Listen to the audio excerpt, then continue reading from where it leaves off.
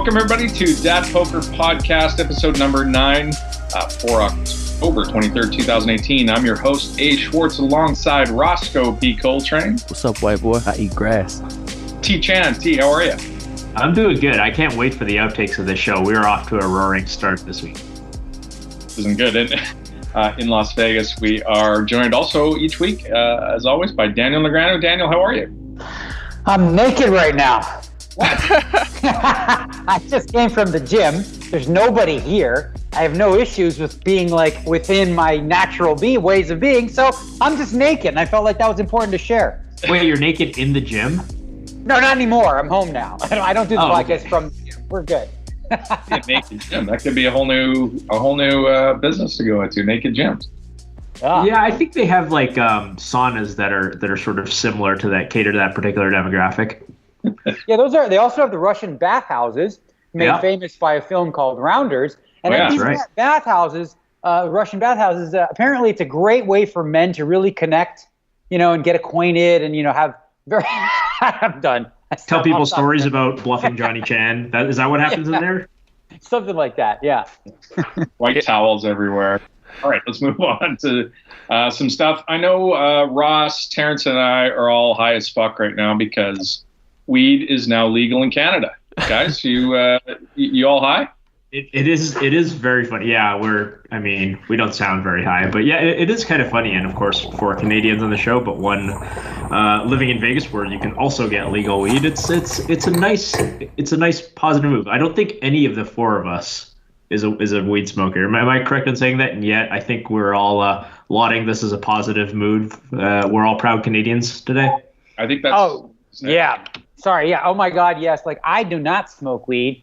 The first time I ever tried it, I was 37 years old.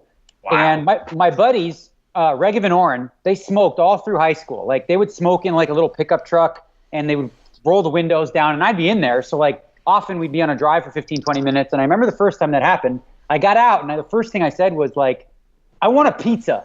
Not a slice of pizza. I wanted an entire pizza. And I was having a beer and I thought, I was like, wow, this is strange. And I ate the entire pizza. So I didn't really ever like voluntarily get high until I was 37. And when I did, I was with Amanda Leatherman and Joe Stapleton. And I told my boys that if I ever were to smoke weed, like I would never do it without them. Like they had to be there for the first time. Thankfully, these are guys I grew up with in Toronto, Israeli dudes, but they live in LA. So we went over to Stapes' house. Stapes made like brownies, like weed brownies or whatever. And I'm like, okay. So I ate one. Nothing happened. I ate like 4 of them. Oh, nothing boy. happened, right? So now Stapes was playing a video game, and he was just, I don't know, this stupid video game, and he was like shooting at something, and then he missed the shot. Just whatever, he missed the shot. And I started laughing uncontrollably because he missed the shot. And then my 2 friends from outside looking, they saw me, and they started pointing at me, and they started laughing at me, and then I laughed even harder, and then I fell asleep. Is this the story of everybody who has ever had a weed brownie? It's like, yeah, I had one and then nothing happened. So I ate more and then I ate more. And then I was so uncontrollably like, has anybody in the history of weed brownies ever eaten the correct amount of weed edibles on the first try? There is the brownie part. It should be like weed eggplant or something that tastes That's true. Weed Brussels sprouts. like brownie. That is probably a big part of the problem. But another part of the problem is, like it takes you like 90 minutes to metabolize it because it's like soaked in all this like butter or whatever it is. And then, But I mean, the funny thing is about this, for those who don't know, weed legalized across Canada is like last week when it was ostensibly, I don't know if it was illegal or gray market legal or whatever, there were like a zillion marijuana stores like everywhere. Like on my drive to the gym, I could probably pass by like 9 of them. Now they're all shut down. And apparently like there's one store in Kamloops, British Columbia, for those who know where that is. And that's like the only place in BC where you can actually like walk into a store and buy weed. So despite the fact that it is legal, you actually can't buy it anywhere, which means that everybody is just back to like knowing like Facebook messaging their buddy in high school for weed now. So there's this really ironic thing where it's become legal, yet nobody can get their hands on it. Yeah, I imagine that'll change with time. Obviously, this seems like a great lucrative opportunity for people. And like, as somebody who's I've drank since I was like 13, alcohol, and I'm objective enough, and I've studied enough, like the effects of alcohol versus marijuana. And it's always been illogical and really silly to see something like marijuana being illegal while alcohol being legal. Right. Like, what do people do? Like, when people drink, they get violent, they get aggressive, they get in a car, they crash into people. People that smoke weed, eat Cheetos, pizza, play video games, and fall asleep on the couch. Like, that seems a lot less threatening overall. Yeah. And in terms of the health effects as well, like, I've done it 3 times, and it's just not my drug. Like, I don't enjoy it. I did it when I was in Amsterdam once with Christina Polgar, Miss Hungry, when I was dating her. Or wait, yeah. Was it her? Well, it might have been. No, it was Amanda. Never mind. Oh, jeez. No, the Christine one was in Barcelona. So I've done it 3 times. And it just made me like kind of paranoid and quiet. And I felt weird. And I thought, like, I'm not talking. And what are the words I want to come out of my mouth? And I couldn't think of them. And I just sat there and I was like, I was very uncomfortable. So I don't do it, but I'm like, it's just so obvious if you do any sort of research whatsoever that marijuana is not the gateway drug to problems. Opioids that are totally legal are, for sure, for a lot of people that end up, and I have some friends who, fell into the heroin because, they had issues in high school or whatever from fighting or from playing football, where they got addicted to painkillers, they couldn't afford those anymore, and now they're just heroin junkies. That's not a gateway from marijuana at all. So, that's my rant on weed. Well, yeah, and there's speaking of the opioid epidemic, I'm interested to see what happens in Canada within 5 or 10 years, whether opioid, overdoses and opioid related crime stops, because a lot of people who start, they're in pain and suffering, and marijuana has been shown to have some positive benefits to that, and hopefully that legalization will lead to reduced incidence of opioids. But yeah, it's like you said, like alcohol is legal. But marijuana is not. Like, what's like the RCMP comes out and says, just a reminder, smoking marijuana and driving is still illegal. And it's like, yeah, I don't want, high drivers on the road either. But like, if the consequence is some guy's doing like 40 on the freeway, that's probably the worst thing that's going to happen. I think weed's been legal in Canada basically legal in Canada for a few years now. Anyway, it's not like it's a big change, but Canada's funny when we legalize something or when the government controls some, like, weed or booze. I'm sure Daniel will remember back when he was younger, beer stores were not, you couldn't just buy beer anywhere. It wasn't, they had these, and they were called beer store. And the sign was just beer store. Well, it was the beer store, I believe. Yeah. Yeah. So, and it was like yellow, no name brand kind of thing. And that's the way we did it. And then that reminds me of how we're doing it now with weed in Canada. It might be a little creepy to say this, but like, I used to like going to the beer store and I loved the smell. I felt like good things were going to happen after I went to the beer store. It was just like the smell of the beginning of like a really fun night. The old musty bottle smell for sure. Yeah. I love that you threw Stapes under the bus, by the way. That was great. Well, I don't think that his marijuana usage is all that much of a secret at this point. Speaking of things governments control, lottery fever has gripped North America. It's absolutely hilarious to see all these people doing like calculations on, not that we haven't, or, gamblers think this way, but it's funny. I'm pretty sure we're one show removed from talking about trying to plus EV gamble at the hockey game, the charity hockey game draw. I'm pretty sure that was 1 week ago. But it's funny because I've had several conversations this week with people who never ever think this way, and they start thinking about what their odds, like they wouldn't normally play the lotto ever, right? It's the snowball effect of a bigger jackpot, and people think, oh my God. And they start doing the calculation about, what's the chances of winning, how much is the jackpot, et cetera. But they just kind of miss a whole bunch of stuff, and it gets funny. But in the U.S., we have the Mega Millions that is getting close to. They advertise 1.6 billion, but I think the cash out value is a little over 900 million. I don't think anybody ever takes the amortized thing over 40 years or whatever they do. They all take the cash. But also don't forget, in the States, you have to pay tax on that 904 million. Although if you're super rich in the U.S., I guess you don't pay much tax, but thanks to the president. But in Canada, it's tax free. In Canada, we also have something called Lotto Max, where it's 60 million for first, and of course you don't pay tax, but it's getting to the highest level it's been at. Do you guys get a kick out of this stuff when the lottery jackpots get huge as well? You're almost certainly going to lose money. I have the perfect example of how like the mind fuck occurs in someone, and it is my brother. Like my brother, when I took him to hockey games in Vegas, we have the 5149, which is like $100,000 or something, and he's like, "Bro, that's $100,000. That's a good deal, right? $40, I can win $100,000, right?" So just the other day, I talked to my brother because it's his birthday, and he's like, "Bro, Mega Millions is like $2 billion, bro."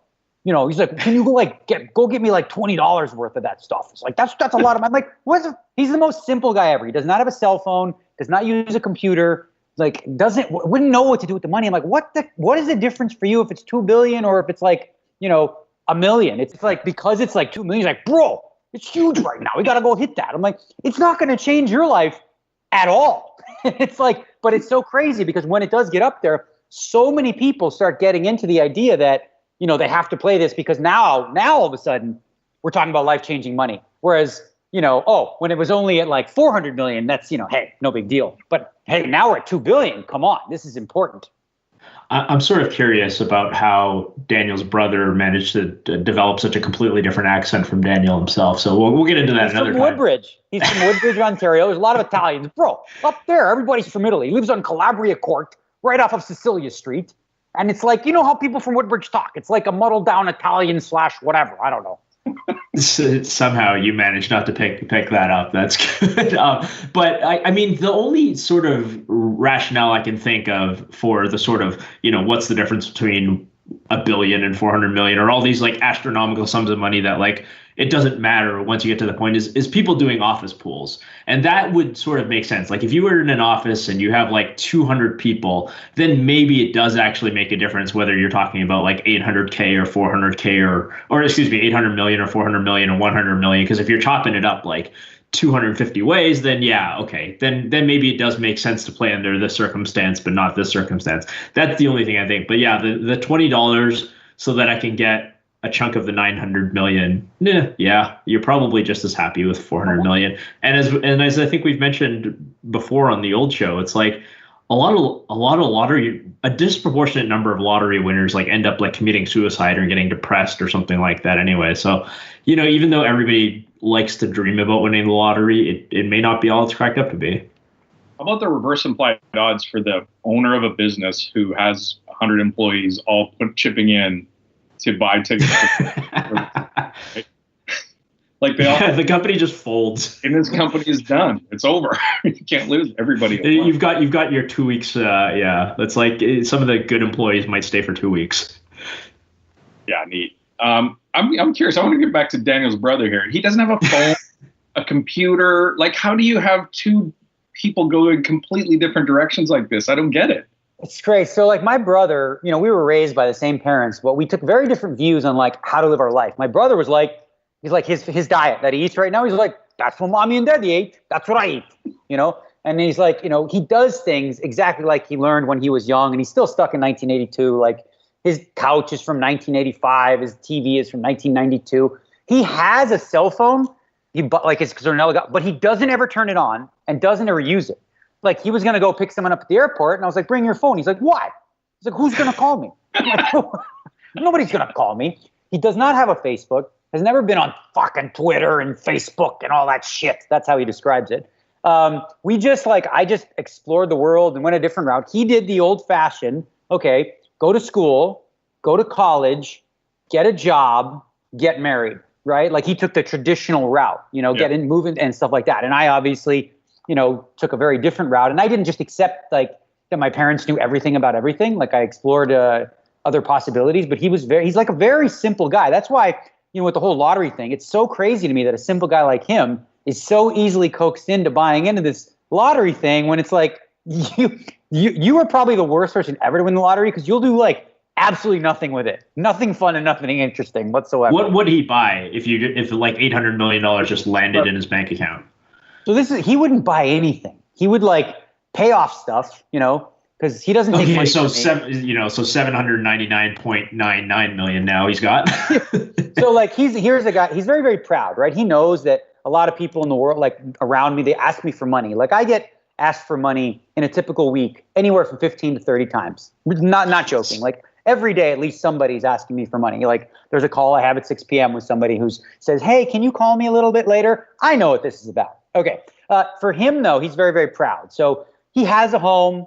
We still have the home that we were born in, which is in downtown Toronto, that my parents in 1967 paid $25,000 for. It's right near like U of T, and it's worth like over $1 million right now, which would totally set him up for a future. But he doesn't sell it because he's like kind of like, I don't know, he's a paranoid about not being able to live off that money the rest of his life and whatever. But just a totally different mindset he has than I do about life. And it's crazy that we have the same parents, as you said. What does he do for a living? What's his job? So my brother's that guy that can build a house from scratch, right? Oh, wow. He's electrician, drywall. Like he does that shit for fun. Like he did this one project. I don't know what the hell it is, but like, I don't even know how to explain it, but he went and found like steel around the city or something. And then he like put it together and did some stuff for it and all this kind of stuff. And it's like, he puts it all together and then sells it for like $100, right? I'm like, how many hours did that take? He's like, oh, I put in about 50 hours. I'm like, buddy, you realize you're making like $2 an hour. He's like, I enjoy it. It's fun. I'm like, okay, whatever you say, bud. You do you.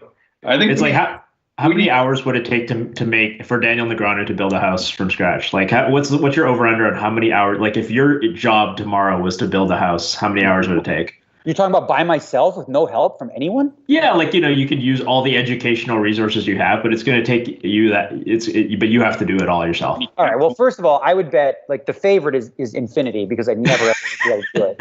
But like if I actually, let's say if somebody bet me like $10 million and I had a deadline I think I could beat to build a house, like if it's a small house, like for, like 1,000 square feet or something like that, maybe with my brother's help, I can ask him for help, right? Like in terms of all the educational resources. Yeah. Just having my brother tell me what to do. I would bet I could do it in 3 years. I don't want to live in a house. I know. And then so his thing is that he could do that basically with his hand blindfolded with his hands tied behind his back. You, however, are a multimillionaire because you're much better than regular people at one card game. yeah, no shit. Like my brother's the kind of guy who, like, when he does work, he starts at 7, doesn't take a lunch break, clearly doesn't take a cell phone break because he doesn't bring it, and then he goes until the job's finished. Like he can, he's like that old school, hard-working dude who like takes pride in that kind of stuff. Awesome. Yeah, those are heroes. I think we needed an interview with Daniel's brother at some point on this podcast. Yeah, one of his good friends actually listens to the podcast pretty regularly. He's done it even before I was on it. I'm sure your brother will try and figure out how to download this podcast at some point, or not? There's no way in hell. He's like, I don't fucking podcast shit and fucking internet and press the buttons and fucking smash. I'll smash everything. Give me a sledgehammer. I'll fucking podcast. All right. I don't know how to segue to this, but let's talk about Gus Hansen. Very similar guys, him and my brother. Because they're so similar. Gus Hansen and your brother going out like on a night on the town would be something you would want to have cameras at. It would be good. Yeah. That would actually be a fun night for sure. I love Gus Hansen as a poker player, as a personality. Every interaction I've had with him has been fantastic. When, you think back a few years back and he was reported to be, the biggest loser in online poker history. I think it was like 13 million he'd lost on Full Tilt and Stars. And, he took a step back from the game to go back and make money however he makes money and came back. And last year he came back to the World Series of Poker and he played in Bobby's room for the entire summer. And I think it was reported he played like 650 hours in 70 days. Called himself a sick human for doing it. He's come back and he's playing on the PokerGo show this week of the Godfather week. And this is Doyle's special in Bobby's room. PokerGo's bringing the cameras into Bobby's room for the first time.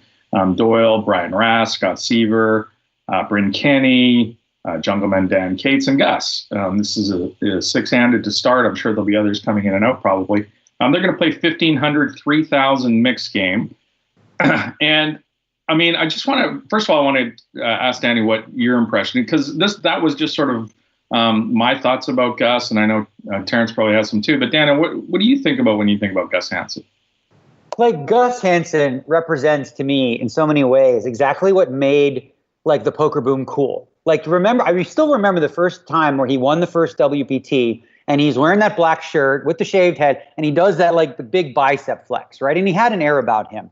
Himself, guys like Patrick Antonius and, Phil Ivey and Tom Dwan. More recently, we're seeing them like more, like more outgoing on social media and stuff. And I think it's really, really cool. Like Gus's Instagram is awesome. It's just like a lot of fun to watch because he's like, he plays the playboy role because it's kind of like who he is. So as a poker fan that I still am, even though I'm, somebody who's been in the industry for a long time, like I love seeing guys like Gus Hansen, in the mix and, getting themselves on TV and playing on shows. And I think it's like quote unquote hashtag good for poker to have Gus in there because you're right. He's funny. Like what people don't get is like when you just play with him, like the shit that he says is just funny. Like I remember, I'll tell you a story. Like there was years ago, there was like, I don't remember which one it was, but everybody, all the big players, Chip Reese, Doyle, me, Gus, Ivy, Johnny Chan, we all went to San Diego to play in some WBT there or something like that. I don't remember what it was. And, we ended up playing 4 and 8,000 and it was a full game.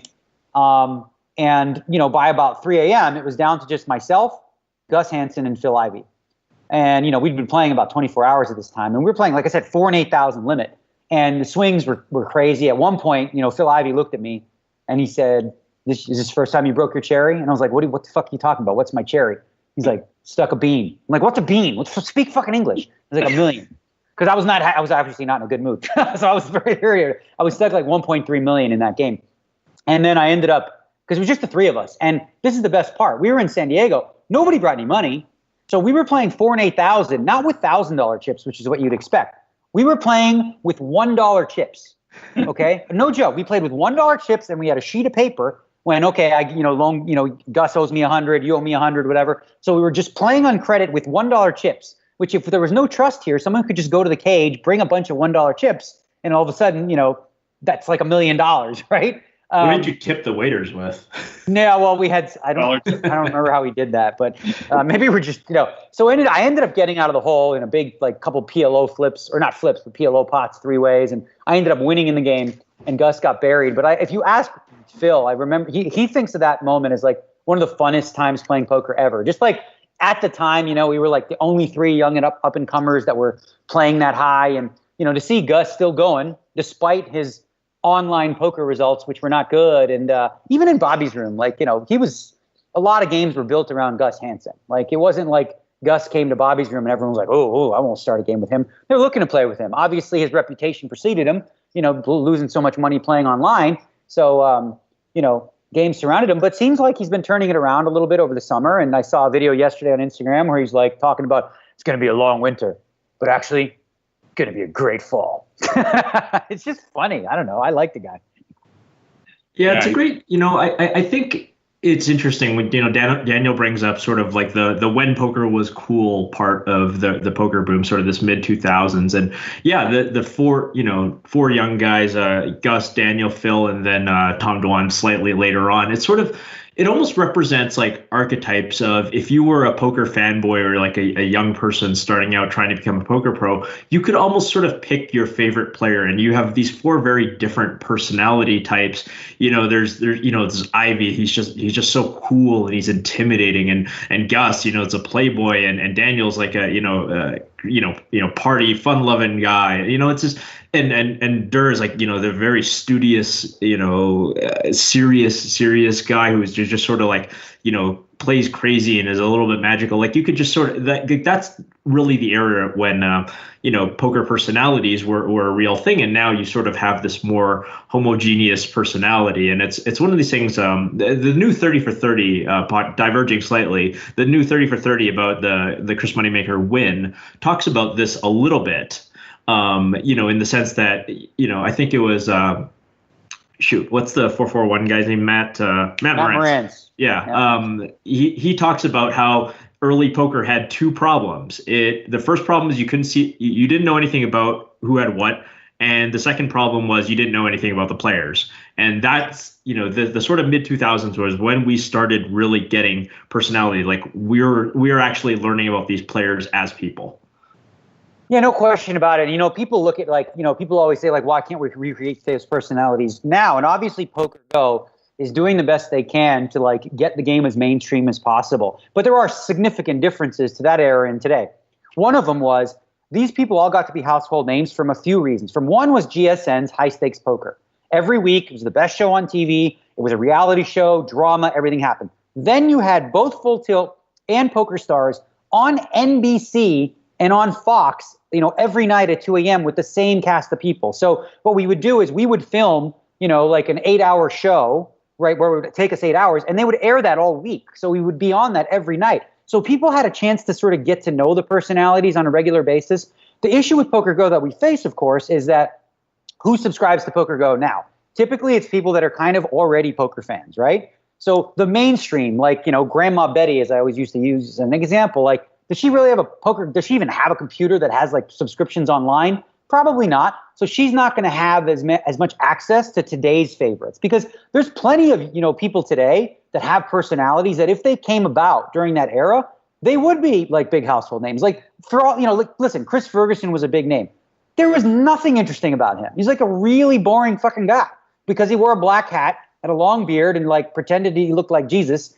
He became like a character, but he was actually not all that like, interesting. So I don't like to go down the road of saying like, all the kids today are, the same personalities. There's a diverse group of kids now. They're all different. Like Jungle Man could be a reality show on his own, which is the guy's just like hilarious. There's Bryn Kenny, there's a few people that you're going to see on this week's episode with Doyle that certainly have personality. But I do, of course, understand that like a lot of these tournaments at the highest levels, when you have a lot of like, and I won't say the German contingent, just a slower contingent, which is being so stoic and waiting 30 seconds to make every decision, no one cares. Like, it's just hard for anyone to sort of like fall in love with that unless you're just a diehard who loves the game.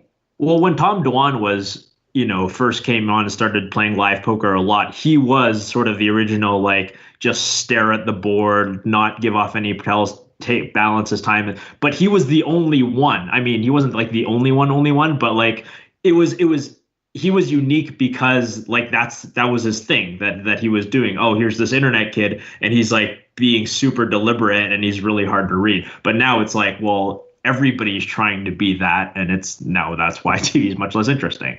So with Durr, like he's a friend of mine. I really like Durr, and Durr actually feels bad about it now looking back because he realizes he's so annoyed by slow play. But he made a very valid point as to why it took him more time, and part of it was look at how he was playing.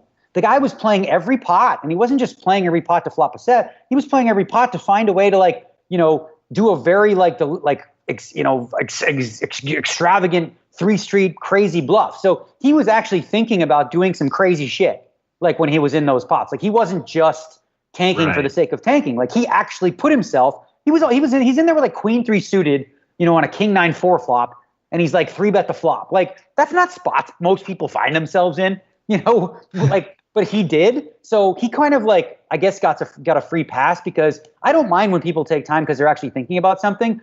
But for the worst, this is where I feel like people deserve a punch in the face, is when a flop comes king, deuce, right? They take 30 seconds and check. The player bets. Now they take 30 seconds and call. Now the turn is a 3, right? Which is, for all intents and purposes, a complete blank. Now he takes 30 seconds to check again. How about go fuck yourself? Someone really needs to punch you in the face because you could like essentially check that turn dark, right? A king, deuce, deuce, rainbow board. Like when are you ever, what range exists? Say you're check calling that flop heads up and then leading the turn. It doesn't. But if a guy's taking 30 cents, I mean, not that I'm advocating violence, but I guess I kind of just did. I mean, like a love tap to wake him up, to smack him around, not violent, not like a Terrence Chan or Olivier Bousquet hit, more like I don't know, more like an Alan Kessler kind of love tap. We're not taking a baseball bat to him. No, I would. This is an idea for a new poker show where Alan Kessler hits people who take too long tanking. Yeah, I mean, I think it gets like, it's the old man back in my day kind of thing. We kind of get into that a little bit too much, I think. To Daniel's point about the distribution of how poker is watched now, the whole bunch of things have changed rather than just the people that are spotlighted. It's interesting, right? Like back then, there was such a smaller subset of poker players that would play or had the means to play in these games, and now you've got a whole bunch more people. And to Daniel's point, there's a whole bunch of people out there that would be very, very interesting as well. Well, yeah, and the other thing too, the last sort of point I want to make on the difference a little bit between the old school and the new is the way in which to become a top player, learning was like what type of learning they were doing. So the modern era poker player, how are they learning how to improve their game? Typically indoors, in their house, with a solver, working on things, from a very like technical perspective.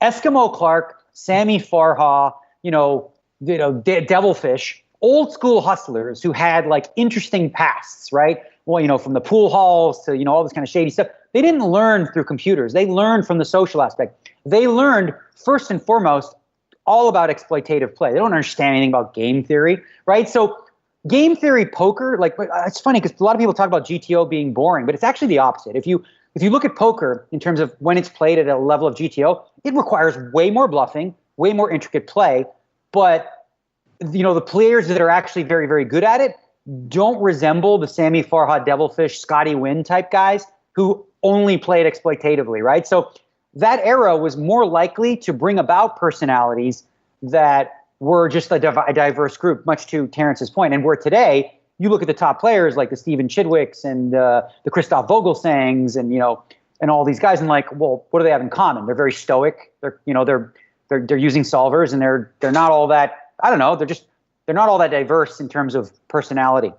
I feel sorry for the young crew of people who are never going to know who Eskimo Clark is, or Sam Grizzle, or some of the super crazy nut job characters that were around the poker scene back then. And there's lots of reports that Sam Grizzle was a terrible human being, but he was as funny as anybody has ever been in a poker table, right? Oh my God! Did you say Sam Grizzle or Eskimo? Both. Yeah. Do you guys know this story? This is a true story, and it's been told like 7,000 times, maybe like wrongly or differently. But it basically, so that I'm sure for those of our listeners that haven't heard, it's still worthwhile. Like, there was something funny back then about hustling someone. It wasn't seen the same way as it is today. Like, that was dishonest and immoral. It was more like, ha ha, screwed you kind of stuff, right? There was a story where, TJ and Eskimo were in the bathroom, and Eskimo asks TJ, like, if they're in the tournament and they're on the first break, and Eskimo asks TJ, he's like, you want to swap 5% in this tournament? And TJ says, sure, Eskimo, no problem, right? So now Eskimo leaves the bathroom, and somebody else is in the bathroom, and they said, TJ, I hate to tell you this, but like, Eskimo, I busted him like an hour ago. He's out of the tournament. And TJ goes, oh, that's okay. I didn't even register. I mean, so that obviously is immoral. That's wrong. You shouldn't do shit like that. But it's still kind of funny. And I have a soft spot, much like Nick Schulman. We talked about it recently with Remco on their podcast about, I have a soft spot for kind of like those old school degenerates, even the ones that are a little bit scam heavy and whatnot. I kind of like, it was just a different world, right? Like, the world's evolved and changed, and I get now, like, that's not okay. But man, back then, it's just like, that's what everyone was doing to everyone. Okay, back to the Godfather game this week, Daniel. I'm going to put you on the spot. There again, in the game, Doyle, Brian Ross, Scott Seaver, Bryn Kenny, Jungleman Dan Cates, and Gus. Can you do us give us the order that you would stake those guys, or you would take a piece of their action? Okay, I got this. So it's important to note here that, like, it depends what the game format is. So, but in all formats, yes, like if they're playing, I know there's two types of 15-3 mixed games. There's the mixed game that's very, very limit heavy, and then more recently they've added a whole bunch of new variants that are pot limit and no limit, including triple draw, which is like the death game. Like, playing triple draw on its own limit, as you know, Terrence, is pretty like wild. When you throw in the pot limit caveat, it's insane. The game is like really, really big and massive. They do play that typically with a cap. And some of these players are going to rank differently if it were either or. But I'm going to say for these rankings, assume that each player is playing in both. And I'll go over a sort of brief description of each in terms of what I think their skills are. So let's start with Doyle Brunson. Doyle Brunson is like the Godfather of poker for a reason. He's still at 86 years old, like, able to compete with these players, but Doyle will occasionally, when you're playing 15 different games, because he's older, he will play the wrong game sometimes, like, legitimately. This is going to happen probably more than once a session, where he's playing deuce to 7 triple draw, but he thinks it's ace to 5 and he has an ace in his hand, which automatically means he loses. So that's hard to fade, right? But in terms of Doyle's instincts and his ability to, like, sort of like just have a good feel for the game, like, obviously nobody's more instinctively better, no one has more experience than he does. So, but in this case, I probably wouldn't want Doyle's action against this field necessarily. Although, you know what? On TV, Doyle usually knits it up and finds a way to win. Rasty, I call him like Blasty because he's such a blaster. Rasty's a scary one. If you stake Rasty and you take a piece of him, you got to expect that you're going to be like, going on some crazy swings because he makes a lot of like really crazy calls, crazy bluffs, crazy kind of everything. But he's obviously very, very good at all formats. Scott Seaver, similar vein, very, very talented player. But he probably won't admit this, but he has an A game that's fantastic, and his F game is not so good, right? Which is true for most people. But I don't know that he thinks he has an F game. But if he was, depending where Scott's head is at, if he's on his A, B, or C game, I definitely want a piece of him. His F game, I'm afraid of. Bryn Kenny is a guy who obviously has been, we know about him from being in the online poker world. For the tournaments and on No Limit Hold'em. And he's well versed in all the games, but he doesn't have nearly as much experience as these other guys. Okay, these other guys play regularly. Bryn is not in this game very regularly. So Bryn is a big old school gambler in a lot of ways. Like he'll get in there. I don't know that the game formats are gonna I don't think he's a favorite in this lineup necessarily. Jungle Man is another interesting one who, when he started playing live, I was like, wow, this guy is like just a complete live fish. And I'll give you one example.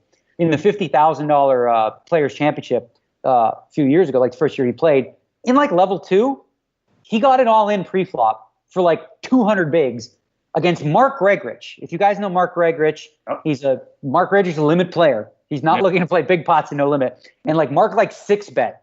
And it's like Jungle Man 7-bet all in with ace king suited because he has blockers or whatever. And of course, what do you guys think? Let's see you test your skills. What do you think Mark had here? I'm not sure which two he had, but he had two of them. Yeah, I was going to say they could have been red, they could have been black, or one of each. No. I thought I did say that Jungle Man had ace king of hearts. So there's really not that many combos left, but it's definitely aces, right? So he went broke there. It's like his transition to live poker was a little bit of a struggle because he didn't do exploitative play really. He was just like ace king suited here is fine to go all in with, but like against Mark Gregrich, it's just complete punt, right? So he's so much better now, and fundamentally, when it comes to like game theory and understand the game at a deep level, he's a savant. He has more of a background from like online than all these other combined. The last one is Gus Hansen, and I do not have Gus as a favorite in this lineup, despite his recent run. I just think overall he's a little too sloppy, right? He's fun to play with. He's like a blast, but like even the way he stacks his chip is sloppy. He's just always in there splashing. Like, he's randomly at times in triple draw. It's 3 bets to him in the big blind. He's calling and drawing 4. Okay? You shouldn't even be drawing 3 there, like ever, but he's just drawing 4 because fuck it, right? So he has like a tilt factor. So that's kind of like the overview on, a little bit of feedback, a little sort of like description of the players themselves. Now, if I was going to have to stake a player, not just for this game, for this weekend, but like say for a year over a long period of time, because I think on TV, it actually ups Doyle's chances because Doyle he'll be much more prepared for a TV table because I think than the other people, because I think Doyle does care a little bit more about how he comes off. He does not want to look like the old sucker in this field. Like, so he's going to care, which means he's going to play his A game, probably won't play the wrong game as much. So just leaving that as caveat. The first player that I would pick as the number 1 seed is going to be Scott Seaver. He's the number 1 guy that I put my money on in this field. Like good combination of skills from understanding of the mathematical side, the exploitative side. The second one I'll go with simply because he's just very well versed at all the fundamentals, and that's Jungle Man. My third pick in this field is going to be, mainly because of his just really sort of like creative ways of playing big bet games, and a lot of the time big bet games are so much more valuable than the limit games in these formats, and that's going to be Brian Rast. So we've got Seaver first, Jungle Man second, Brian Rast third. From there, it's interesting. I'm actually going to say, I'm going to go with, this is a tough one. I'm going to say, if Bryn Kenny was able to play throughout a year, I'm going to go with, for this weekend, I wouldn't take Bryn necessarily, but over a year, I think Bryn is smart enough to adapt that Bryn would be my next pick, which leaves us with Doyle and Gus. And I'm still going to go with Godfather Doyle over Gus Hansen, and I'm going to say that the weak link in this field is the one and only. We love him, but he's a wild man. We're going with Gus Hansen as the 7 seed in this 7-handed game. Nice. Awesome. All right. I want to ask you a quick question. When Doyle's playing the wrong game, this is a guy obviously smart enough to reverse tell playing the wrong game. Has he ever done that, or can he shift and do that? See, I don't know. Maybe. I mean, Doyle's crafty enough where he might, play that up. Like, he always talks about how much, because they play props too. I don't know if they'll be playing on the show. And for those that don't know props, they were pretty prevalent when we played on Poker After Dark and the big game, the PokerStars big game. It's basically like betting on what flops are going to come to different things. And if you don't say, like, I see my jack, like, I see my big boy, or then you don't get paid. And that's called sleeping. And Doyle's always talked about he's probably slept like 3-4 million and whatnot. He over exaggerates it, he thinks, but I actually do think he sleeps a lot from what I've heard. So, well, like, everybody's a hustler in this game, right? Like, except for a guy named The Blade, who's not in this one, but Aaron Katz. Everyone in this game will, like, for the most part, old school players talk about how much they're stuck and how terrible they are, right? Blade will, like, lose 70,000 in like he'll lose 70,000, come back later and he's like, yeah, I picked up a solid 50 earlier. And I was like, we were all in the game. We know you lost. Like, why are you trumping this? I say trumping this because it's like, that's how I discuss like a brazen lie where he just says, fuck it. I mean, we know that you just lost 70,000 and you're coming back saying you won 50.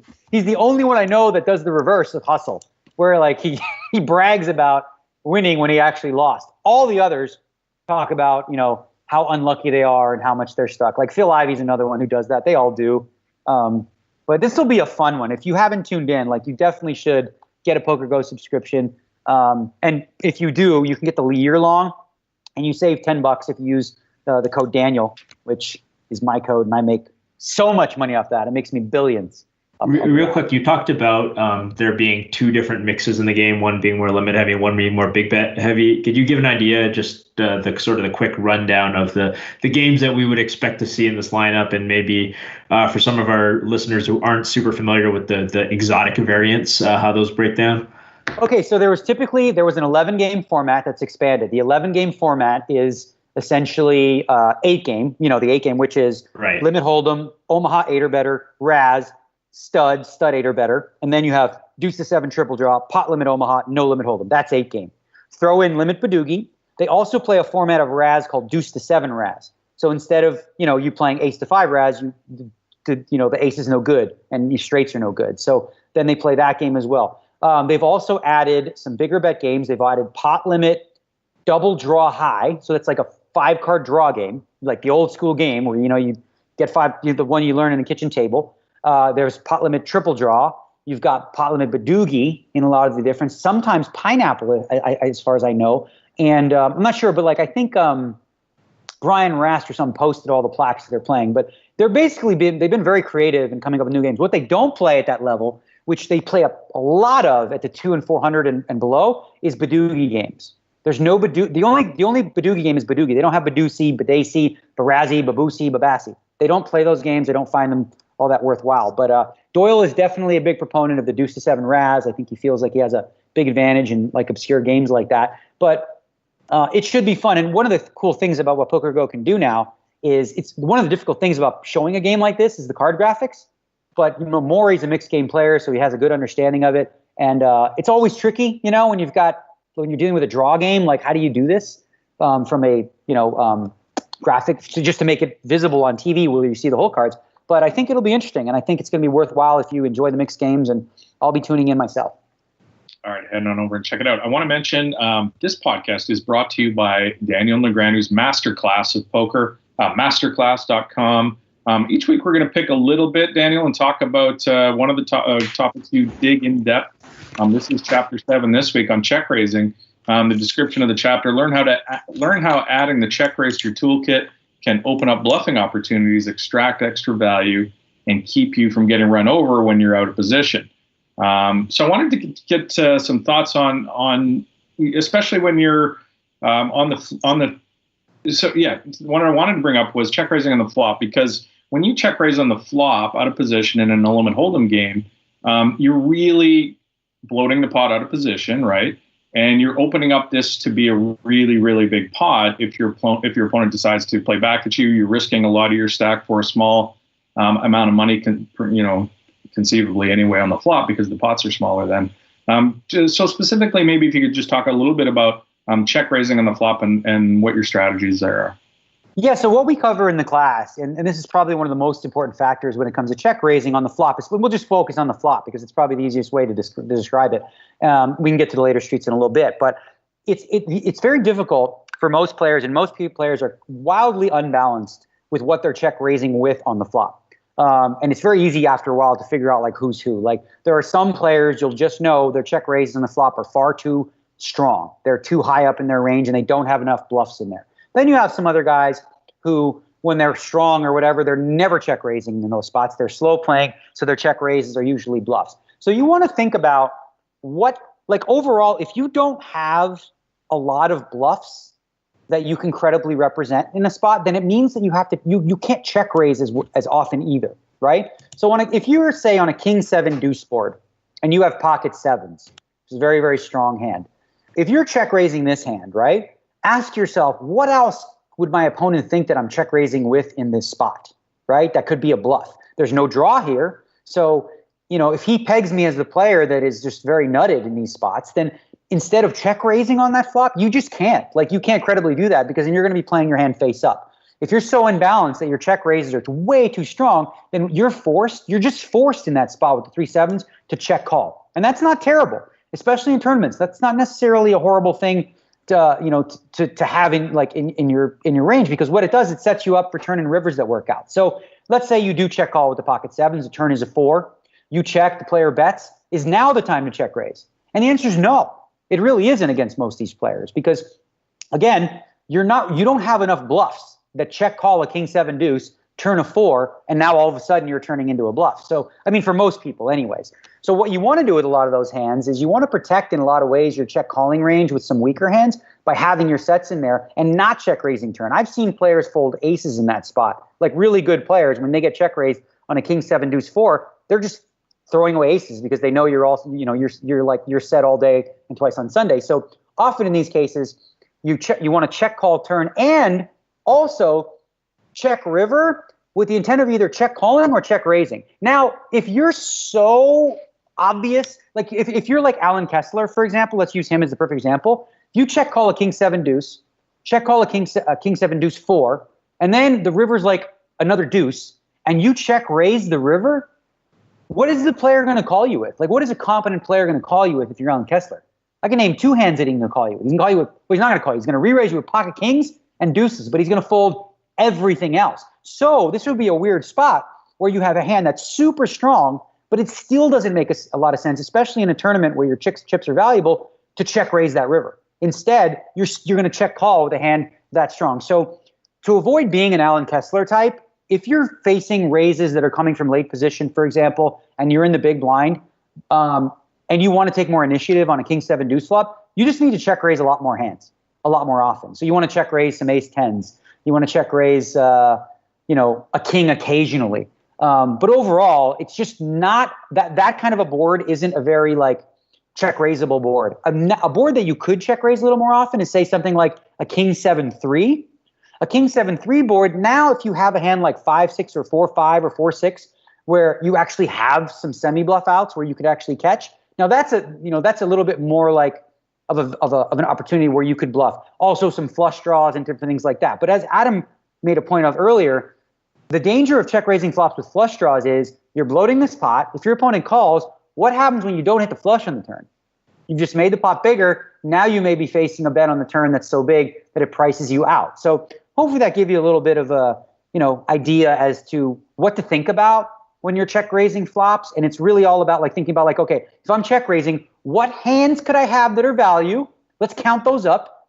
And what hands could I have that are possible bluffs? And then you take that a step further and say what does my opponent think that I play like in these spots? And always look to exploit from that perspective.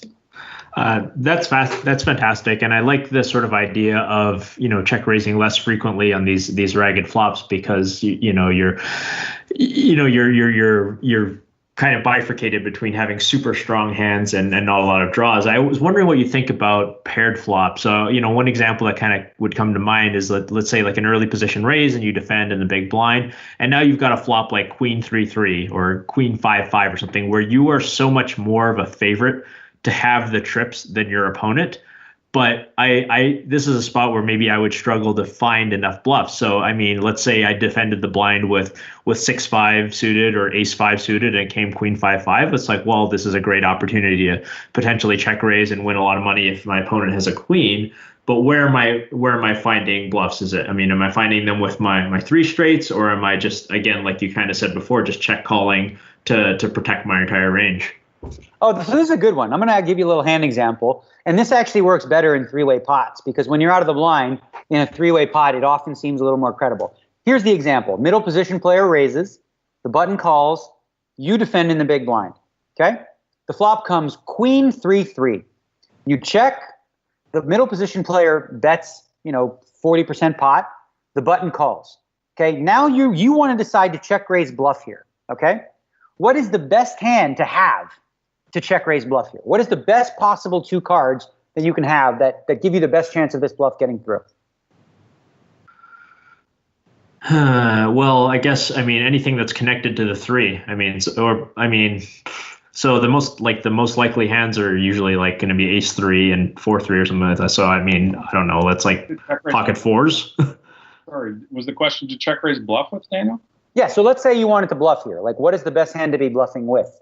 It's like 5-4 or pocket 4s and things like that. I don't know. What do you think, Adam? That's what I would say. Like something that is attached to the 3. I would say, 4-5.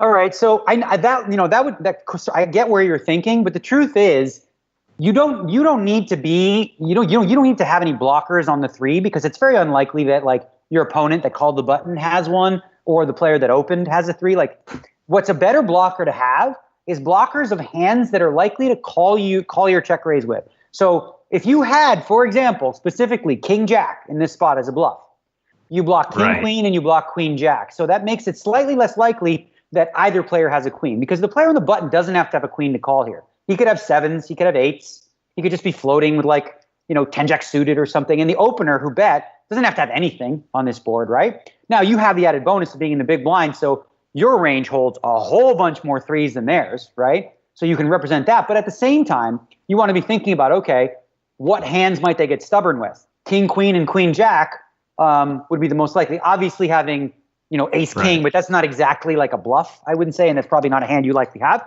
So in this case, I would be thinking about what blockers are most important to have that make it less likely my opponents have a hand they can call me with. So King Jack would be a hand that, and also King Jack has some backdoor equity too, right? You can catch a king, you can make a running straight. A lot of goofy things can happen, especially if you have a backdoor flush draw in this spot. Nice. All right. So for more stuff in Daniel's masterclass, head on over to masterclass.com. Daniel, I noticed this week that one of my music heroes is now on masterclass.com. It's Tom Morello, who's the fantastic guitarist from Rage Against the Machine. He teaches people how to play guitar. Now, how cool is that, right? That's so cool.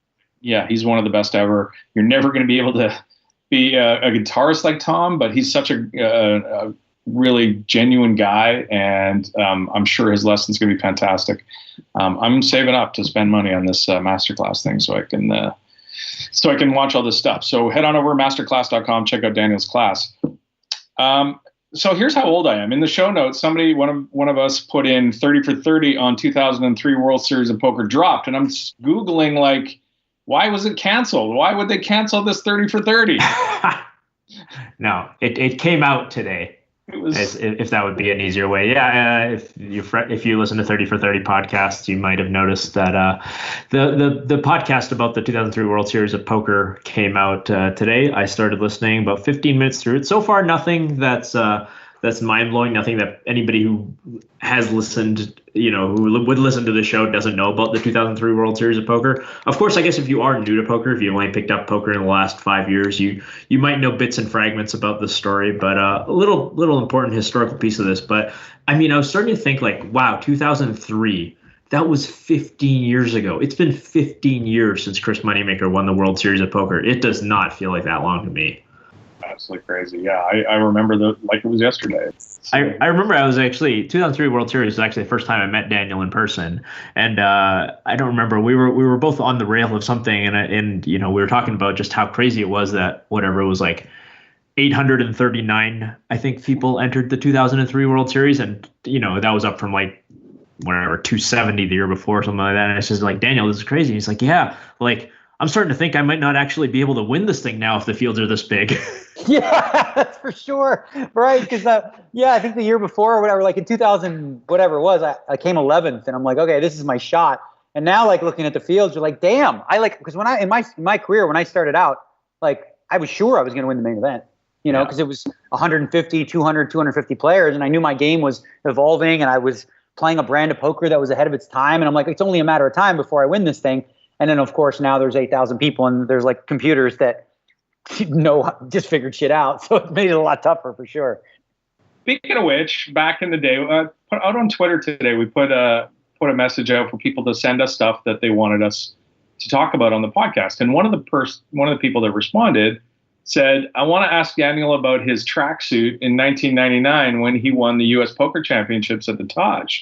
So I said, I got to see this tracksuit. I don't remember it. So I went and Googled on YouTube, or I searched on YouTube for the video. And sure enough, Daniel has this hilarious, awesome tracksuit that I hope he still has. There's a final hand you play, Daniel, against, speaking of characters from the past, John Benetti. And you beat John and you win the 200 grand, I think it was. And it got me to thinking, first off, the interview with you after is pretty funny. And I think Ross pulled the audio. So we're going to play that in a sec. But I want to ask you about John Benetti, because I played a fair amount of poker with John back in the days. And he was, and you, in your interview, I think you referred to him as, you learned a lot about life from John. I didn't know John away from the tables, but every time I played with him, he was the most miserable human you've ever played poker with in your life. Like just negative about every little thing. And it just to drive me nuts. And I couldn't stand this guy. So John Benetti, like if you ever watched any of those, like if you've ever watched a mob movie or Sopranos or like, Goodfellas, like he's the closest thing we had, forget about it. He had this very like, way about him. And he was, he was an asshole sometimes at the table, but he was also fun and, jovial and would joke around and was like, he was good for TV. Like if he was around during, like if he was, in his prime during the boom, he would have been like a huge star in poker because he had like a charisma about him. I remember at the time, like I was intimidated by him, when we played against him. So the hand that I played against him, I actually played it quite poorly. I check raised him with a flush draw and an overcard. And then he went all in. I was like, okay, I guess I should gamble with you because I think you're better than me. I did, and I was able to hit my flush and win. But I had fond memories because I was like a young up-and-comer wearing tracksuits every day because that's what I packed, right? Like I would go to Foxwoods for 30 days and bring tracksuits, and play poker in them. And I was like the Andre Agassi. I remember back then, I swear to God, when I won the U.S. Poker Championship, a guy gave me his card because I was wearing a Nike hat and a Nike tracksuit. And the guy's like, here's this card, I'm going to get you a sponsorship from Nike. And I'm like, holy shit, this is so cool. My first time on TV, and I'm going to be the next, I'm going to have my own shoe. I'm going to have a poker shoe and all this stuff. Yeah, it never happened, but hey, Nike, if, I'm down. I'll do I'll do an ad campaign. I'm in. Yeah. Ross, make a note to, in the subreddit, we've got reddit.com/r/DAT Poker Pod. He'll link up the fantastic Daniel final hand against John Benetti to win the 1999 U.S. Poker Championships. It is the interview is excellent. Definitely ahead of your time in your game and wearing athletic gear everywhere. That's true. Yeah, probably you were the only guy in 1999 just being super lounge comfortable. All you need, if you had a scarf then, that would have been even better. Yeah, I actually thought I looked cool, to be honest, because it was like everybody, a lot of mobsters and stuff wore tracksuits back then. It was definitely a look for a while. Yeah. Ross, the audio? Yeah, I'll play it now. Danny, take us through the decision now. He's egging you on to put $525,000 on the table here. What was going through your mind when he was standing up and egging you on? Actually, on the flop, it came 10-5-3 with two spades. And I decided to play aggressive against him because he was outplaying me for most of the way. So I checked, he bet 10,000, I raised him 90,000 with full intent of just going all the way with this hand. He decided to move all in, which I didn't really like. I counted down my chips and realized he'd have me out-chip 2-1, and Benetti's so good a player that I didn't think I could come back. I didn't think I was outplaying him. I thought he was catering all the play, and I decided this is going to be my best shot of winning the tournament. And I got a spade draw, and maybe if a queen comes, I might win there too. And luckily a spade hit, and it's all over now. You got down to one card. You need the spade. What were you thinking before that comes up? I was actually happy regardless. I mean, Benetti's a good friend of mine. He's like a mentor to me. I've always looked up to him. He's taught me so much about poker and more importantly about life. He's like a father figure to me. So I was real. It really didn't matter to me if losing to him or winning. At that point, I didn't hate him. I loved him. You know, he really is like a father figure to me. So. Well, a $210,000 congratulations to you. We'll be back with our final thoughts right after this. That's so funny. Like it almost sounds like you hadn't gone through puberty yet, Daniel. So emotional. I was like, geez, like I love him and all this shit. Oh man. I think some of that Italian accent might have slipped in there too. Just a little trace of it, I hear. Daniel mentioned the Nike sponsorship. I have a friend, a very close friend that I chat with from time to time, and he's been a gambler for a long time, poker player, a long time. But he hasn't been around the poker world for a while, so he wanted to know, Daniel. I'm curious to what it's like to be a poker celebrity. Basically, like, what do you get offered money to do, and what does he take? What's the process for being invited on shows like Friday Night Poker and Poker After Dark? Do you just have a standing invitation? Are you compensated? That kind of thing. I think, you've got the Poker Stars deal. I mean, I think that's obviously the well-known, publicized one. But what about all the other, wheelings and dealings? You mentioned your friend and your agent Brian Balsbaugh on Twitter this week. But what kind of things does he find you, and what do you take? What do you do? Yeah, so for the first part of the question, when it comes to like doing poker shows, I'd say there's like a handful of people that if they want to be on a poker show, they can. Like if I want to go and play on a show, Brent Hanks is the guy who essentially sets the lineups for PokerGo, and is always willing. He asks me to do shows. I look at my schedule to see what works, and I try to do as much as I can and sort of like give back, if you will. I have a sponsorship agreement with PokerGo. I also have one with Poker Stars, as you said. So when Poker Stars asks me to do something like an ad campaign with Kevin Hart and Usain Bolt and stuff like that, that's part of the deal. It's not like you look at that and go, okay, so you want to do this ad campaign, this will cost you X, Y, or Z. It's like, no, that's already part of it. So with PokerGo, similarly, they ask me to do something to promote it or to, be on the shows and stuff like that. I'll do that. As far as like opportunity these days, I mean, one of the best things about having a manager agent kind of guy is I get pitched so many outlandish things. Like, I'm not going to lie, like some really crazy shit. And it's like, rather than have to listen to these people, go through the whole thing that I've heard probably 1,000 times, I can just say, hey, listen, you'd have to talk to my agent anyway. So why don't you give him a call? I give him his contact, and then Brian like wades through like what makes sense, what doesn't. I'm really interested in a lot of like mainstream stuff that, pierces a new audience. Like, I'm going to be potentially working on a show completely outside of poker that may involve little rubber pucks. Yeah, it'd be cool. Yeah. So I might, but as far as like things that get offered to me today, it's not like it was during the boom. During the boom, like everybody was trying to do something. Now with PokerGo, the cool thing is this: like if I had a cool show idea for like a concept for a show idea, like they have the ability to like execute it, and they're always looking at creative ways they can like make things fun and more mainstream and like think outside the box and stuff like that. So I'll always be, contributing as much as I can that doesn't like overload my schedule. But as far as like being a poker celebrity and like walking around and stuff like that, it's nowhere near, like no one's ever going to experience in poker what we experienced during the boom.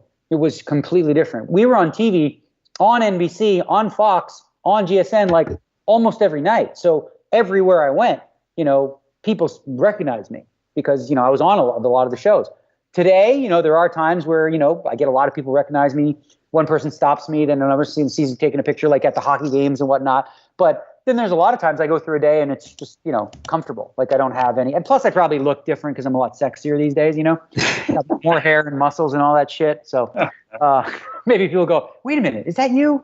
Yeah, is that Negreanu? So it's I don't look the same as I did back then. I remember, a time where, like, I remember Scotty Wynn on David Letterman, and I remember there were a few world champions that were on like those late night TV shows that were super popular. I mean, we're talking about really huge mainstream stuff. I don't remember you ever being on there with like a Leno or Jimmy Kimmel or one people of those nature. How come that never materialized? Because you were obviously one of the biggest stars during that boom and still are. How come, what did I just miss it? What was the biggest show you were ever on? Well, it's funny you say that because I was supposed to do Ellen which is a big deal. Yeah. And then Jennifer did it. So Jennifer was on Ellen. I was like in Toronto or something like that. Wasn't able to do it. But as far as shows, yeah, I haven't done a lot of like the talk show circuit, which is crazy because I feel like it's a good format for me. But I definitely have done a lot of stuff like within the sports world, with like on sports shows, like, where they have like a poker guest or something like that. But as far as like a proper talk show late night, you're right. I haven't done anything like that. Because let me just say that Scotty on Letterman was like terrible. It couldn't have made poker any worse. Like I liked it. He was on Conan. You're talking about Conan. Excuse me. Yes, it was Conan. Yeah, and he seemed like he was like just really drunk, and I don't know if Conan was really into it. I have a different take though, because like Conan O'Brien is a comedian, right? So he wants somebody on there that's a character that's crazy and weird and like silly and fun. So Scotty was being Scotty. And Conan was having fun with it and being like, whatever he was. But like, I think a lot of times that's more exciting and interesting to them than, like a straight, regular, normal, like well thought out person. Like, would you rather have, I always use Chidwick, but like say Stephen Chidwick or Scotty Wynn on David Letterman? I don't know. It seems like Scotty's just got like more panache and is more of like a rock star that, is going to say things that are outlandish and maybe be a little bit tipsy. Who knows? Hi. Nice to be on your show again. I think a full-length interview about Scotty and his life would be pretty awesome. Oh, there's no question. There is no question. We should have him on here because if there was going to be a movie about somebody's life that is a poker player, Scotty Wynn's life is far and above anyone else, and it's not even close. Yeah. Not even close. I'm talking about dealing with cannibals, dealing with being on a boat for weeks out of water and having one of their brothers having a discussion the night before about whether or not they were going to eat their brother because he was sick and they didn't think he was going to make it. They talked about eating him. Then you got L.A., if he goes to L.A., he's in like, some different gangs and stuff like that, shoots a guy up, ends up in Chino playing poker, making cigarette money and all this stuff and running things with the Mexican crew, with the white crew, the black crew. Like, dude, his life was like the most epic movie by far. Yeah, let's book it. Let's book that show. Getting back to the Twitter thing, we did ask some people. Let's quickly see. We're running low on time, but let's quickly run through some the suggestions that we had. Maybe quick answers for a few of them. Fabian writes, so we all see you pros playing on the last tables on TV. What we didn't see is how you play at the beginning. So I'd love to hear how you play a tournament from start to the final table. Obviously, we can't go for an hour talking about this, but also, what is your favorite starting hand? Have fun. And then I think somebody else made a comment about arriving at tournaments late and why people do that. Well, I think you're seeing more and more people like show up late because, frankly, a lot of the structures are just so deep in the beginning. And part of the reason that they're deep is like you want to give somebody who travels to a tournament like a chance to really play, right? So a lot of times you start with like 300 big blinds, which is kind of overkill. So a lot of people, professionals or whatever, like they value their time a different way, and they're like, okay, so what is my ROI for playing that first hour? Like, how much money is that worth to me in a 10K main event? And if they see it as not very much, they might play cash for the day. They might just show up late and do other things, enjoy their life or whatever. So, it really has like it doesn't have that significant an effect on their ability to win the tournament, right? So a lot of guys do that, and for a lot of high rollers, if they're going to play lower limit events, it's just a question of like how much they care, about, the event they're playing. But I think you're better off showing up on time, of course, but there's no advantage to showing up late other than you could argue like fatigue. Like, you don't have to go through the gruel of, or also I guess you could make the argument for someone like a Phil Hellmuth, who one of his weaknesses is playing deep stack poker. He does very poorly with a lot of big blinds. So if he's just completely skips day one, well, he can't get eliminated on day one, so he's automatically on to day two. And I think that actually annoys a lot of like recreational players who don't really like, quote unquote, get it, that it's a disadvantage to show up late. And I don't know. So yeah. Well, I think there's you touched on the two things that I wanted to bring up right away, which is, first of all, like short stack specialists. I definitely know a lot of people who are short stack specialists, and they'll do things like buy into the World Series 1K after dinner I think you get like 5,000 chips and like the blinds are like 250, 500, maybe they're like 200, 400 at that point. They're just like essentially playing short stack poker to try to run it up because they're not super comfortable with the deep stack. And then the other thing you said was fatigue. So I'll give you an example as somebody who doesn't like, I'm not that guy who's playing in a cash game the night before or trying to figure out my dollarly rate of the tournament. But, people know that, like, I've had some success in limit hold'em. And so this year at the World Series, because we have a new baby and everything, I showed up the day before the 10K limit hold'em. It's a 3 p.m. start and, wraps up about, I don't know, what would you say, like 1:45? Is that when the 3 p.m. wrap up? Yeah. And so I have a new baby. I wake up at like 5:45 in the morning and like try to go to sleep at like 10 p.m. So I am not optimized for the schedule. So, so what I did when I showed up was like, okay, I got to shift my time. So the day of the tournament, I like went to sleep at like 1 p.m., tried to nap as hard as I can, and just like show up knowing that I'm probably going to miss the first couple levels. I'll lose, my percentage chance of winning the tournament.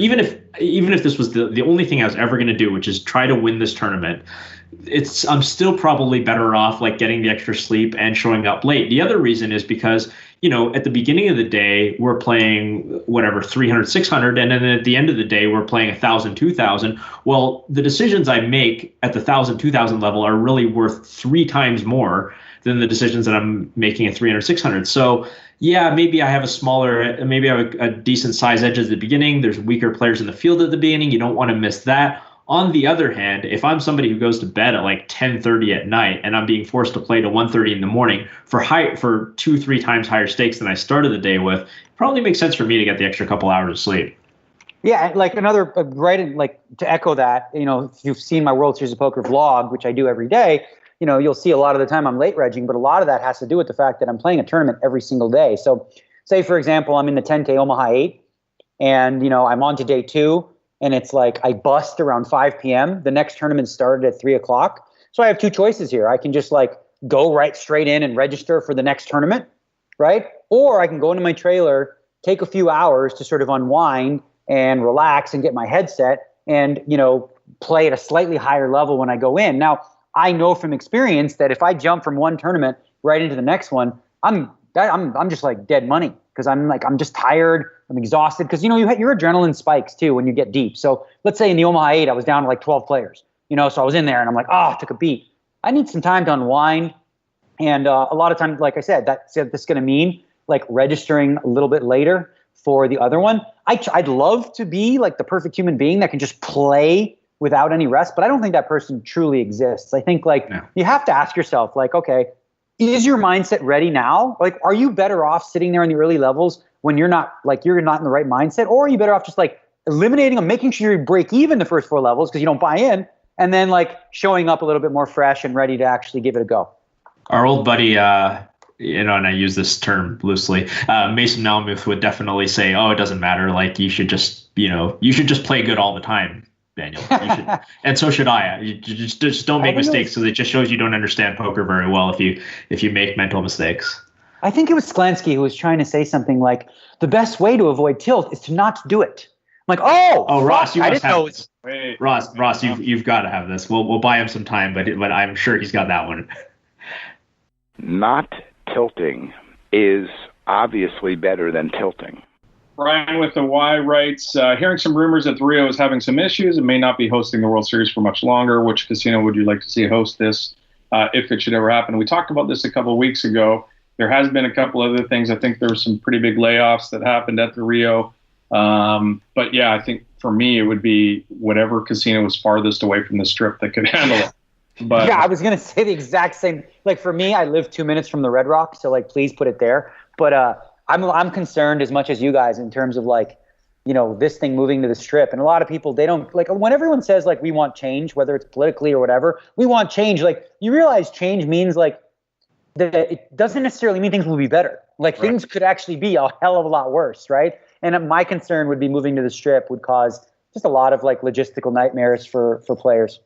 Yeah, a lot of people like, and yeah, we won't rehash the discussion we had a few weeks ago about, but another example of this is sort of the PCA. Well, it's not. What is it now? What's the PCA called now, Daniel? It's back to the PCA now. Oh, it is back to the PCA. Okay. Yeah. Okay. The thing in the Bahamas that happens in January that PokerStars does. But yeah, the PCA, a lot of people don't like the Atlantis, and I think that there are some very legitimate gripes about the Atlantis, like, you know, the cost mainly, and, you know, also service there sometimes isn't the best either. But then, you know, so people have always said to PokerStars, oh, why don't you put the PCA somewhere else? And it's like, well, no, because we've built this infrastructure, and yeah, it's not perfect, but now you've taken like hundreds of dealers who never knew how to like deal poker. And so you taught a bunch of Bahamian dealers how to deal poker. You have like all these staff, and they know how to, you know, do everything from like the lights to the air conditioning and the catering and all the things that go into a poker tournament. And it's like, yeah, it would be fun to have the PCA somewhere else. And, you know, maybe if you've been to the Bahamas like 12 times or whatever by now, maybe you don't want to do it. But if you know, it's that versus taking the chance of putting it somewhere you've never put it before and just having it be a complete shit show and so much worse than you're used to. And that's to echo what Daniel said about like, yeah, change isn't always positive. And in fact, a lot of times you have to take like 3, 4, 5 big steps backwards just to get one step forward. Yeah. Go ahead. Sorry, but like the other thing that people don't consider is like, okay, look, the PCA is massive. You know, we've had situations where there's like thousands of people. Now you have to find where can you find a place like that? Like actually like find a place where you can block off that many rooms for like people that are going to be in the tournaments at somewhat of a reasonable cost, even though, as you said, Atlantis is quite expensive. You know, just moving something that big, it's just like it's so big that you can't put it in Aruba. There's literally nowhere in Aruba that could facilitate something like that. Your options for something that large are not that diverse, right? So sometimes, like, I get, you know, people have some issues with the fact that a banana costs $7. I don't blame you. It's kind of ridiculous. But when you go to resorts and things like that, that's what you're typically going to expect. The question is, a lot of times it's not like, oh, wow, this would be, you know, the best of so many opportunities to have an event like this. It's literally like the only one that meets all the criteria, which is having enough rooms, having enough space to put all the tables in, to do it in a way that, you know, people have the experience that they have. Because, like, I'll be honest, like, and this, I know I'm a PokerStars guy, but I think like the EPT, the way that they run the events in terms of like the cleanliness, the space between the tables, like the logistics now with the payouts and the buy-ins and stuff, it's pretty fucking good. Like, it's pretty good what they do with the space that they have. So, you know, but again, that part of that is like finding a location that can handle it in the way that we want to run it. Yeah, sometimes it's the old be careful what you wish for. You might have it, you know, pretty good at the moment. My favorite Atlanta story is when we went for dinner at Nobu one night at 6:00 and they were out of rice. You're still mad about that so many years later. So many years later, but yeah, it's funny. I would like to get Martin writes, I would like to get your vision on how to counter small ball and how you should try and keep out of your competition. So quickly, Daniel, how would you what's a good way to counter small ball? So like if you're in a place where you want to counter small ball or you think you need to, what you're essentially saying is, I don't think I'm as good as this player, which is fine. There's nothing wrong with that, because if you felt like you were better at small ball than the small ball player, then you should just play small ball better, right?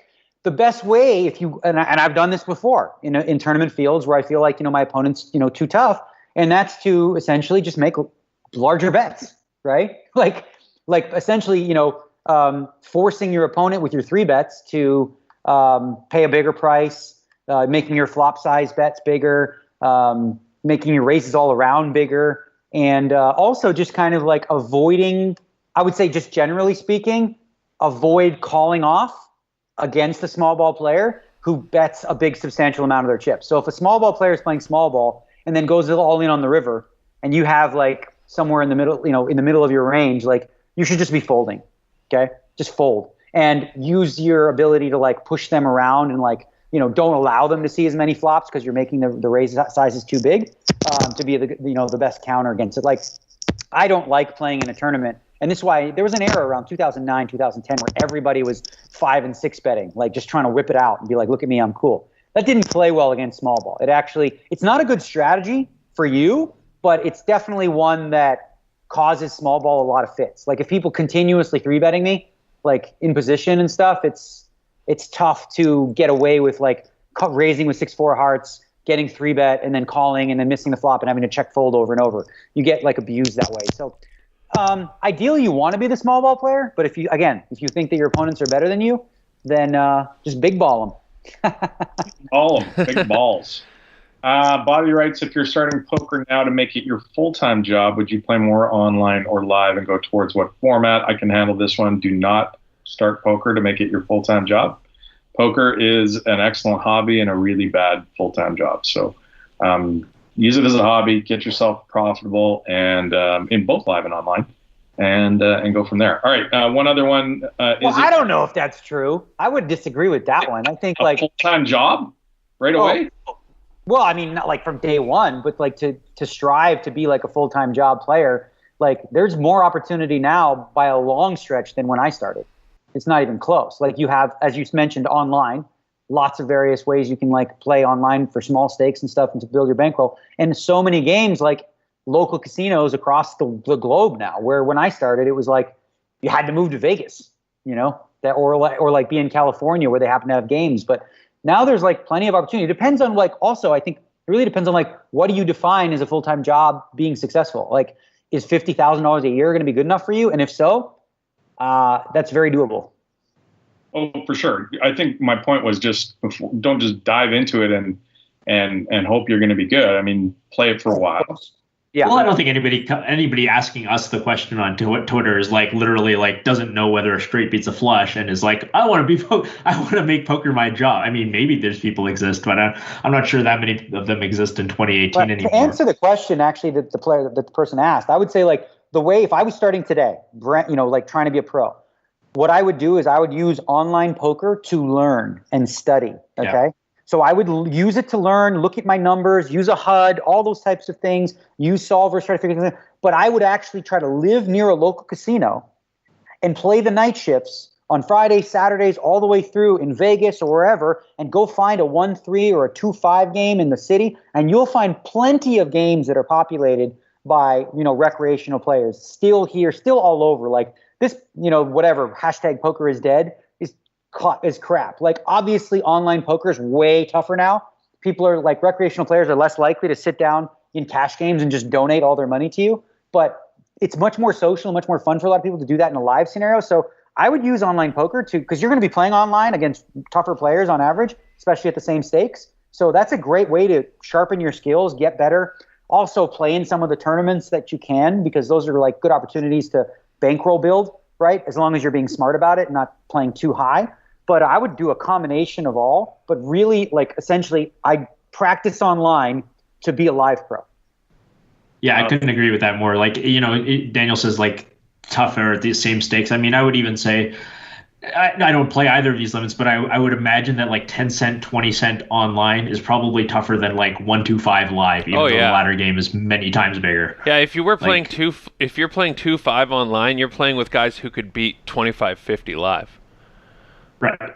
And so, yeah, it's kind of, we to Daniel's point, we do live in a great opportunity age now where, back when we all started out, like we had to play whatever the lowest game in the building was. And, even if it was pretty small, like if it was 1-2 no limit or like 5-10 limit, like that's still, you theoretically still kind of need a 4-figure bankroll for that, which you don't necessarily have starting out. Now you can literally like, if you're willing to like spend $200 learning to play poker, you can play practically forever because there's 1 cent, 2 cent online, and like you have to be really bad to like lose a few $100s at 1 cent, 2 cent, but then eventually like you'll be good enough if you can actually like break even or be small winners at like the smaller penny stakes games online, then you're probably going to start beating the smaller live games, and so if you have enough bankroll to play like 1-2-5 or 2-5 live, then you're probably going to beat that game if you're doing okay at the micro stakes online. Hey, you guys are terrible at taking 2 minutes to answer each one of these questions. when was that the limit? Who made that rule? I didn't know that was a rule. Lawrence writes, is it true that Phil Hellmuth is Ted Cruz's twin brother? Yes, that is true. Like and that. they have similar basketball skills. They have that upper lip thing going. It's I don't know what it is. It's a upper lip thing that only they have that I've noticed. Anyway, all right, moving on. We're not going to do the news drop because we were trying to get all this stuff in really quickly. Updating a story we talked about a couple weeks ago. Party Poker has upgraded their player fund protection profile this week from basic to medium.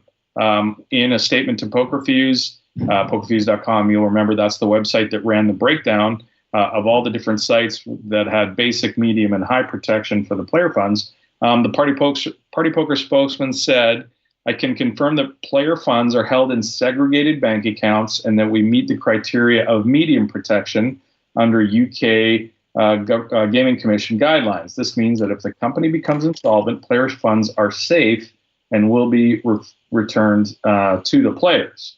The Gaming Commission defines medium as arrangements have been made, such as insurance, to make sure that the money in separate accounts is given to customers if the company goes bust. So that's good. I mean, I'm glad that they're reacting to the poker community saying, hey, this isn't good enough, guys. We trust you. You're a major force in online poker. You need to take the extra steps to ensure that the player funds are safe. Yeah, no, obviously that's a good step. Again, as you mentioned, a lot of it is self-declaration, and but it's still a good sign to see that this is an issue that they noticed was there and did the right thing. So you got to give them kudos for that. Yeah, absolutely. I think they mentioned that they would have to completely restructure their organization to meet the high self-declaration, but they do say that the funds are segregated and will be returned to the players in case of insolvency. So that's fantastic. Moving on quickly, the World Series of Poker Player of the Year standings, because remember, we're at the World Series of Poker Europe is happening right now. It's getting near the end of the series there in Rosvadov, and Sean Deeb was the leader going over there to the World Series of Poker for Europe for the Player of the Year. He's held the lead. I don't think he's cashed a couple times, but hasn't picked up any points, but nobody else has. Ben Yu, who's in second, I don't believe is there. I'm not sure how many people made the trip over, but not too many. So it looks like Sean, barring a complete miracle, I think there's a 100K super high roller left, and then the 10K main event. So unless somebody who's there and is high up in that leaderboard banks one of those and it happens to overtake him, it looks like he's going to be the World Series of Poker Player of the Year. Yeah, so that saying, if a tree falls in the forest and nobody hears it, does it actually make a sound? That's kind of how I'm feeling about the World Series of Poker Europe. It's been shockingly I don't have any clue what's happening there. I haven't seen much talk about it on Twitter. Yeah, they didn't do a lot to promote it going into it. There hasn't been any sort of streams that people have been talking about. Really kind of and again, as you mentioned, a lot of the people that are in contention for Player of the Year didn't even show up. A little about that, I think, is Rosvadov is clearly, from what I'm hearing, as far as a venue, the poker room is worthwhile, and it's a good room in terms of being good for poker, but it's not really around anything. So it's kind of just going to a casino in the middle of nowhere. So it's not exactly a tourist attraction like something like a Barcelona. There was also, sort of somewhat about the Leon issue, which I think is actually interesting because there was just a picture released, which I saw, and Leon sent it to me, of him with Matt Kirk hugging it out, smiling big and pretty. And I'm like, well, that's good to see. It looks a little strange, but I'm like, okay, glad to see that you guys have been able to work it out. But I think the World Series of Poker Europe, and it's something I've attended for years, and used to attend, and I just don't even bother anymore. If I was in the race, I'd probably go, but feels like it's definitely been anticlimactic with Player of the Year races and just in that drawing people to it. There hasn't been a lot of discussion and eyeballs on this event. Fair enough. All right. That's going to wrap it up this week. We don't have any emails this week, but we will get to some in the next show. Thanks to everybody out there. Thanks to you guys for getting together this week and talking some poker. And thanks to everybody for listening. We will talk to you next week. You can just continue on. Oh, we are off to a fantastic start this week, boys. Let's start again. Okay, fine. Oh, my God. Last time.